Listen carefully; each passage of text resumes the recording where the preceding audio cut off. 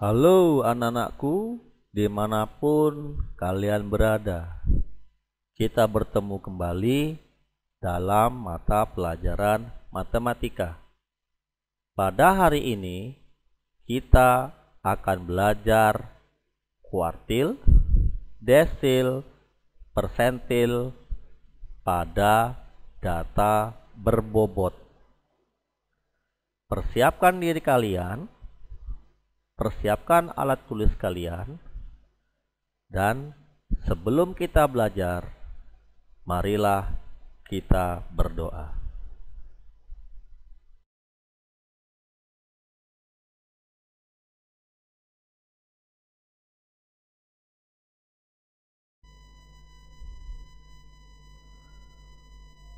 Nah, sekarang kita akan belajar kuartil, desil, dan persentil.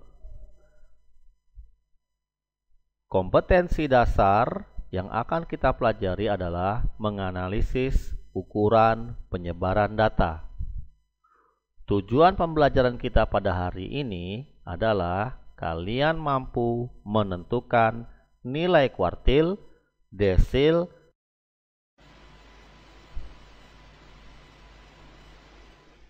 Sekarang kita akan belajar menentukan kuartil, desil, dan persentil pada data berbobot.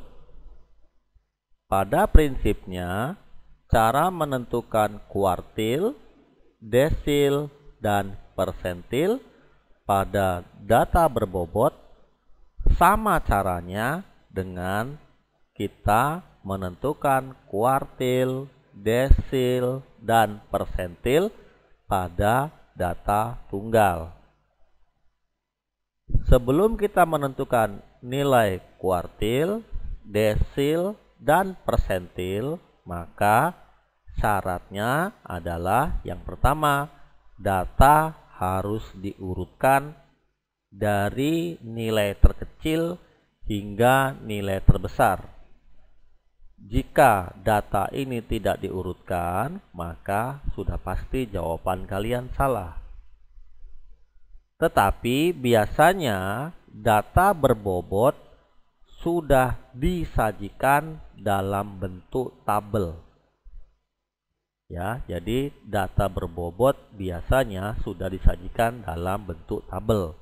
Jadi pada dasarnya kalian tinggal melihat saja urutan dari nilai terkecil sampai nilai terbesarnya saja, karena sudah disajikan dalam bentuk tabel. Yang kedua, kita akan menentukan letak posisi kuartil, desil, dan persentil.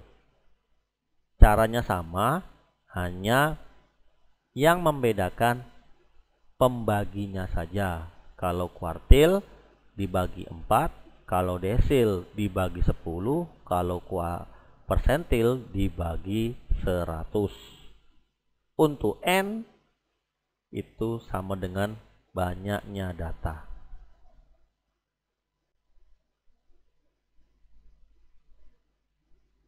Sekarang kita coba dengan contoh. Diketahui data berbobot nilainya dari 4, 5, 6, 7, 8, dan 9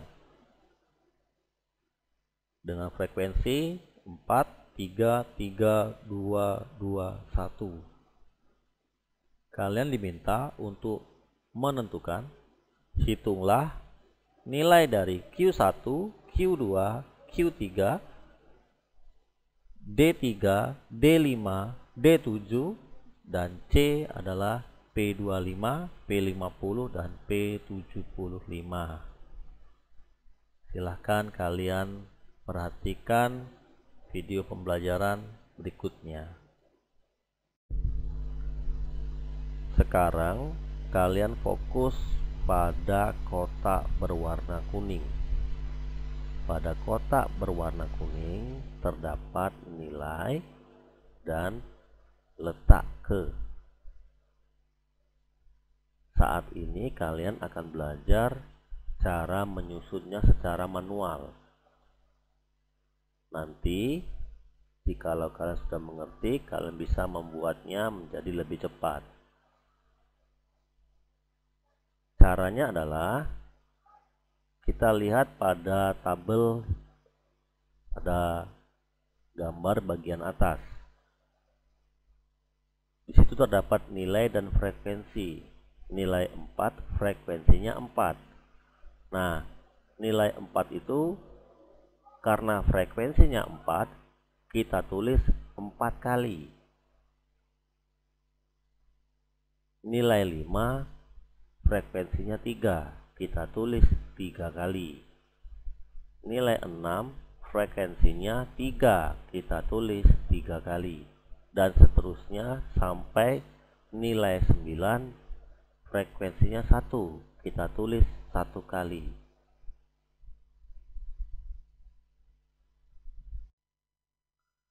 Sekarang kita lihat nilainya.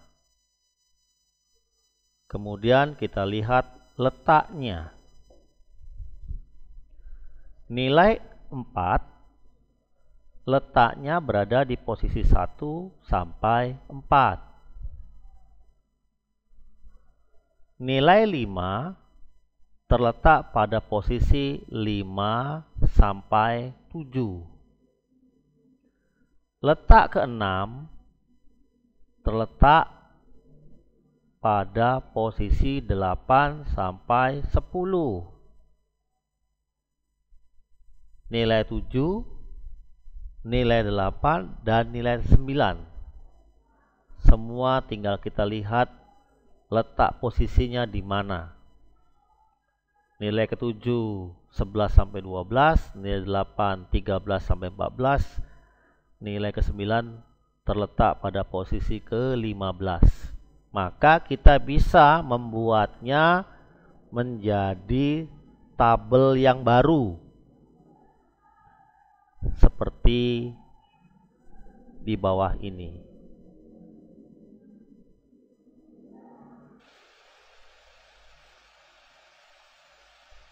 Setelah kita mendapatkan tabel yang baru, maka kini kita akan mencari nilai Q1, Q2, dan Q3.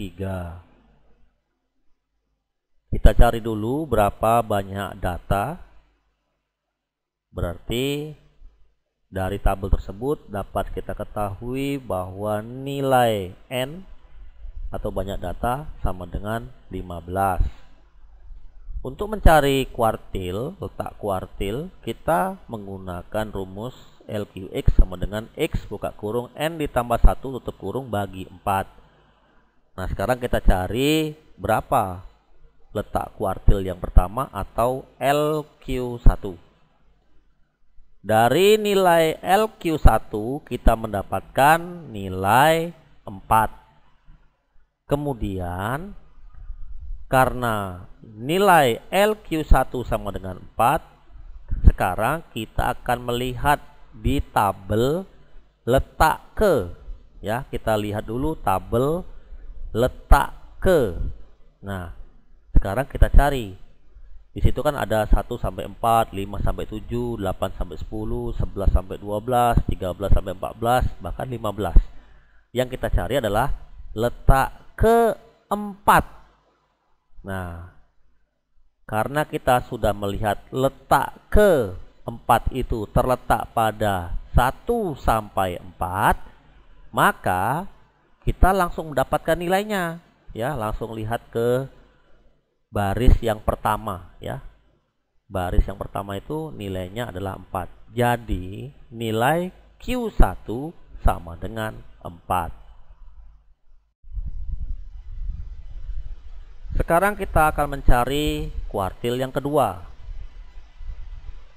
Kita cari dahulu letak kuartil yang kedua atau LQ2. Dari hasil pencarian kita bahwa nilai LQ2 sama dengan 8. Karena nilai LQ2 sama dengan 8, maka kita lihat pada baris letak ke. Kita lihat pada tabelnya baris letak ke. Di situ kan ada baris nilai, baris frekuensi, dan baris letak ke. Nah, kita lihat 8. Ternyata letak ke 8 itu memiliki nilai 6. Nilainya adalah 6. Karena letak ke 8 itu masuk ke dalam rombongan nilai ke 6. Di situ tertulis 8 sampai 10. Maka nilai kuartil kedua adalah 6.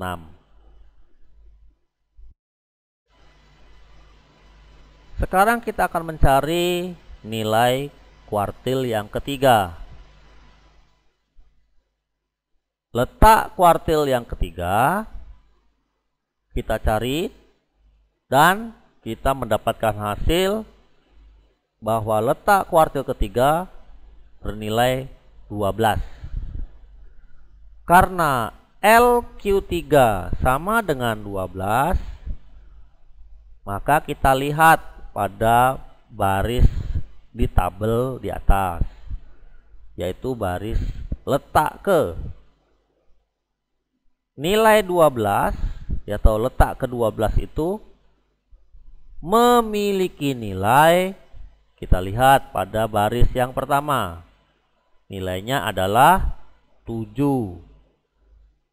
Jadi kuartil yang ketiga bernilai 7.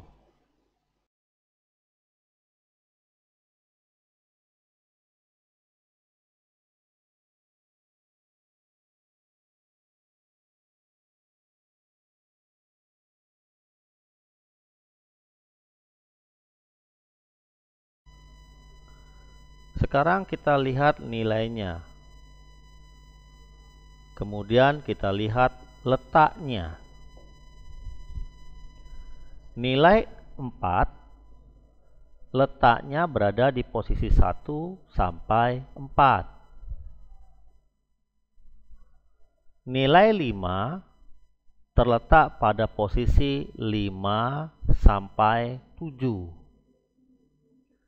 Letak ke-6 terletak pada posisi 8 sampai 10.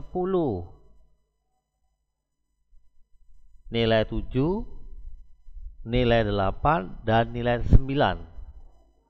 Semua tinggal kita lihat letak posisinya di mana. Nilai ke-7 11 sampai 12, nilai 8 13 sampai 14, nilai ke-9 terletak pada posisi ke-15. Maka kita bisa membuatnya menjadi tabel yang baru, seperti di bawah ini.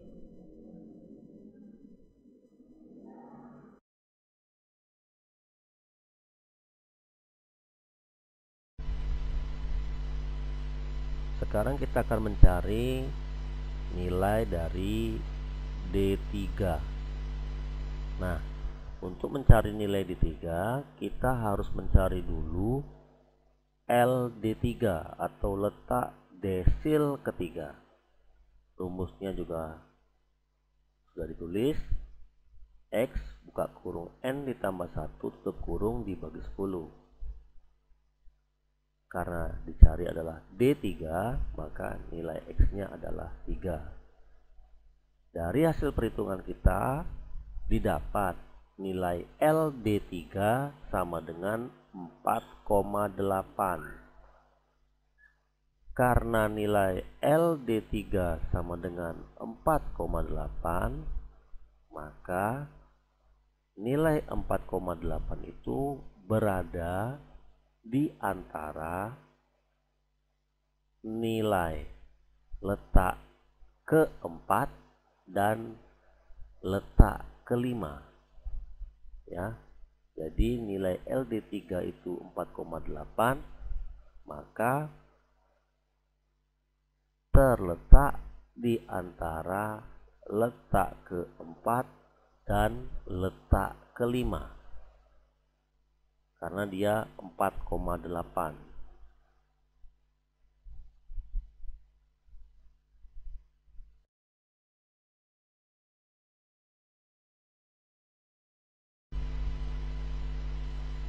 Berdasarkan tabel di atas, kita sudah mengetahui di mana letak desil ketiga atau LD3, ditunjukkan dengan tanda panah warna kuning.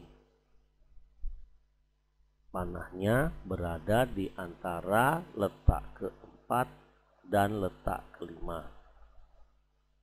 Maka kita dapat menuliskan LD3 sama dengan data keempat ditambah 0,8.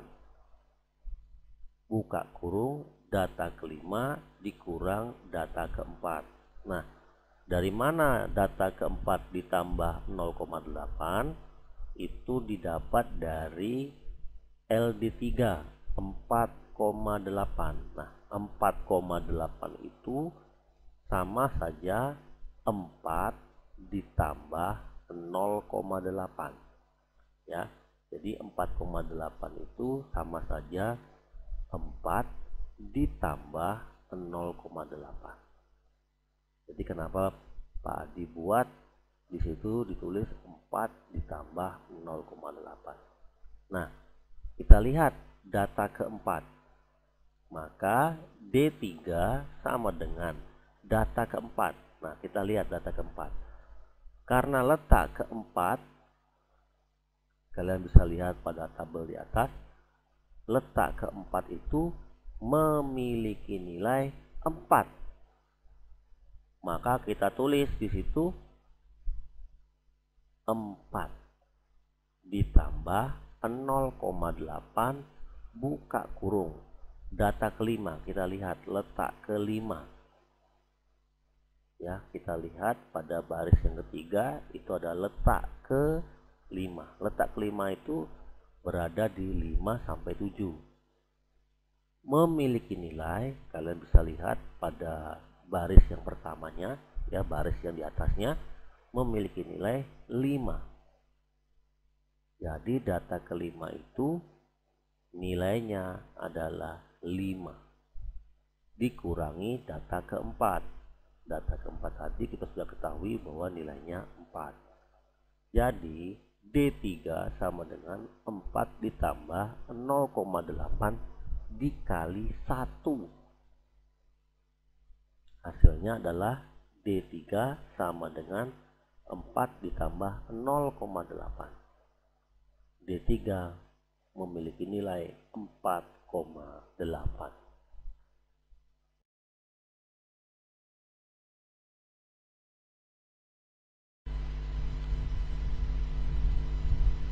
Sekarang kita akan mencari nilai D5 atau desil kelima. Pertama-tama kita cari dulu letak desil kelima atau LD5. Hasil perhitungan kita bahwa letak desil kelima atau LD5 sama dengan 8. Karena bernilai 8, maka kita lihat pada tabel di atas. LD5 sama dengan 8. Maka dia memiliki nilai pada baris yang pertama atau pada kolom itulah, tapi yang bagian atas kita lihat dia memiliki nilai 6. Maka kita tulis D5 sama dengan 6.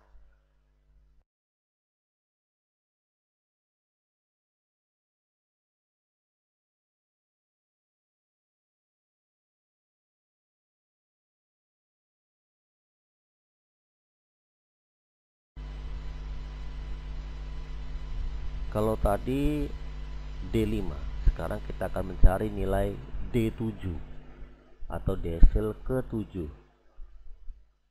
Caranya sama, kita cari dahulu nilai LD7. Berdasarkan perhitungan kita, maka kita mendapat nilai 11,2. Karena LD7 sama dengan 11,2. 11,2 itu artinya dia berada di data ke-11 dan data ke-12. Letaknya berada di data ke-11 dan data ke-12. Data ke-11 itu nilainya adalah 7. Sedangkan data ke-12 nilainya juga 7. Artinya mereka berada pada satu kolom. Ya, kalian bisa lihat itu pada tanda panahnya di tabel LD7 itu berada pada satu kolom. Jadi nilai D7 sama dengan 7.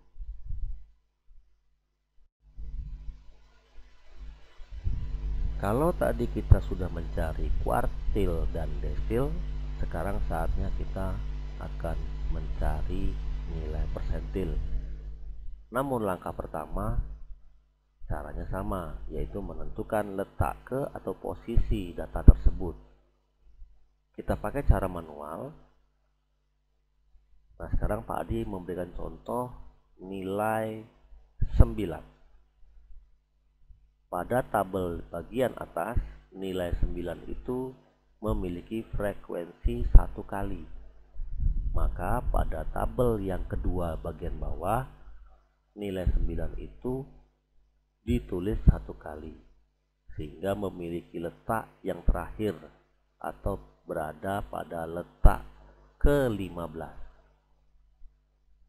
Karena dia memiliki 1 kali frekuensi, akhirnya dia ditulis hanya 1 kali saja. Sekarang kita lihat nilainya,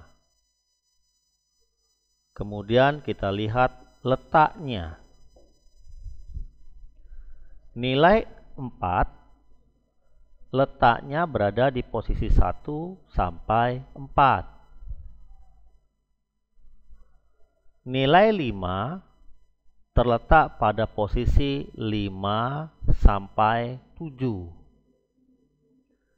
Letak ke-6 terletak pada posisi 8 sampai 10. Nilai 7, nilai 8, dan nilai 9. Semua tinggal kita lihat letak posisinya di mana. Nilai ke-7 11 sampai 12, nilai 8 13 sampai 14, nilai ke-9 terletak pada posisi ke-15. Maka kita bisa membuatnya menjadi tabel yang baru seperti di bawah ini.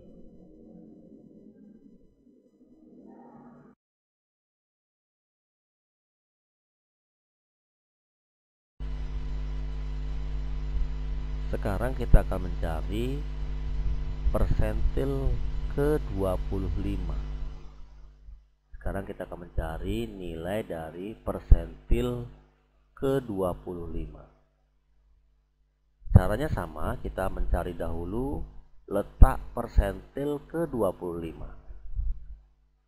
Dari hasil perhitungan kita, letak persentil 25 memiliki hasil 4.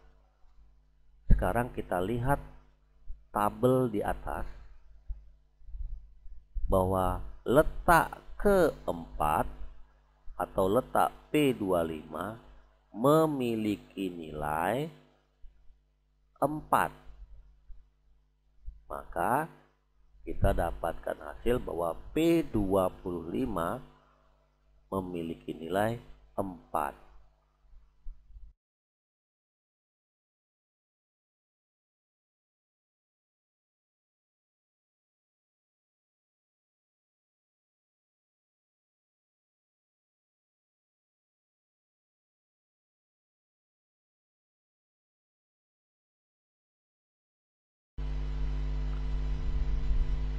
Sekarang kita akan mencari nilai P50 atau persentil ke-50. Caranya juga sama, kita cari dahulu nilai dari LP50. Dari hasil perhitungan kita, LP50 memiliki hasil 8.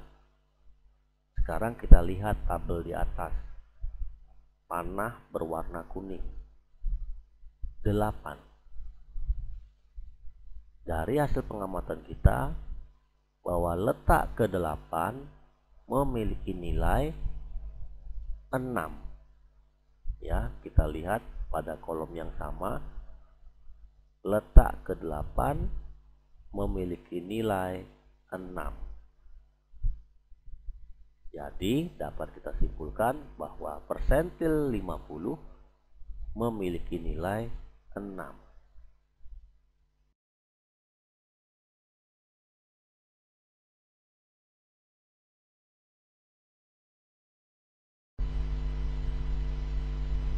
Sekarang kita melihat tabel di atas untuk mencari nilai persentil ke-75. Pertama kita cari dahulu letak persentil 75. Dari hasil perhitungan kita, letak persentil ke-75 memiliki hasil 12. Sekarang kita lihat tabelnya pada gambar di atas. Letak persentil 75 ke-12 memiliki nilai 7. Anda bisa melihat pada tanda panah di atas.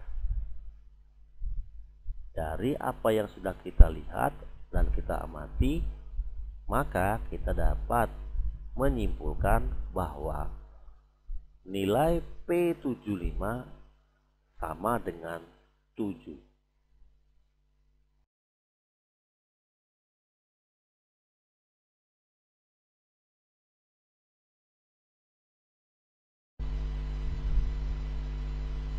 Sekarang kita bisa menarik sebuah kesimpulan dari data berbobot. Maka nilai Q2, D5, dan P50 adalah 6. Nilai Q2, nilai D5, dan nilai P50 sering disebut dengan median atau nilai tengah. Sedangkan Q1 memiliki nilai sama dengan P25, yaitu 4. Sedangkan nilai Q3 itu sama dengan nilai P75, yaitu 7. Dari hasil yang sudah kita dapat diambil kesimpulan bahwa ada hubungan atau keterikatan antara median dengan kuartil, dengan desil, dan dengan persentil.